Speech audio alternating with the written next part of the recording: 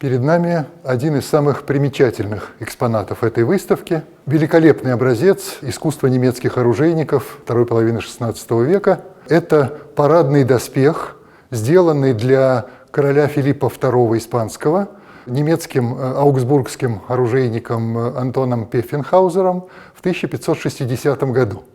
Филипп в это время только-только несколько лет как стал королем Испании, и понятно, что доспех отражает все надежды и ожидания от этого правления, поскольку Филипп стал королем не просто одного из многих других государств, которые в это время были в Европе. Филипп стал правителем огромной державы. Еще о владениях его отца, императора Карла V, современники говорили, что в них никогда не заходит солнце.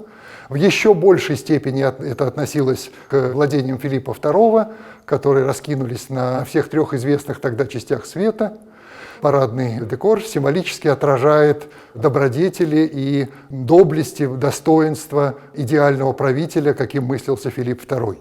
Здесь и сила, и мудрость, и изобилие – все это присутствует в зримых образах, причем сделанных настолько тонко, что историки не без оснований предполагают участие в этом труде не только оружейника, но и ювелира. Особенно впечатляют многочисленные сцены сражений, в частности, в это время, естественно, акцентировать сражения между римлянами и жителями Карфагена.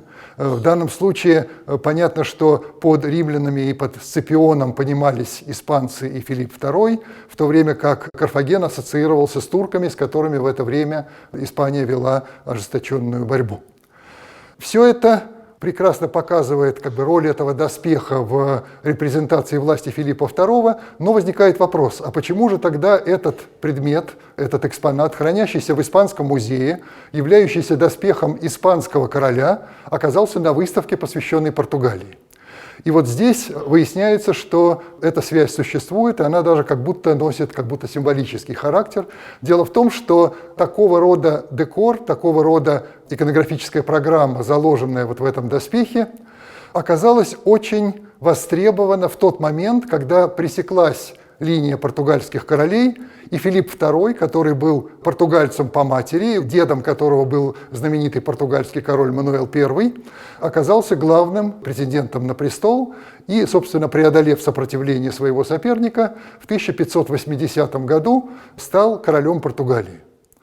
Специально для въезда Филиппа II в Лиссабон был подготовлен новый вариант этого доспеха, который украсили позолоченные заклепки, которые были украшены гербами португальских королей, армиллярными сферами, личная эмблема португальских королей со времен Мануэла I, и крестами Ордена Христа.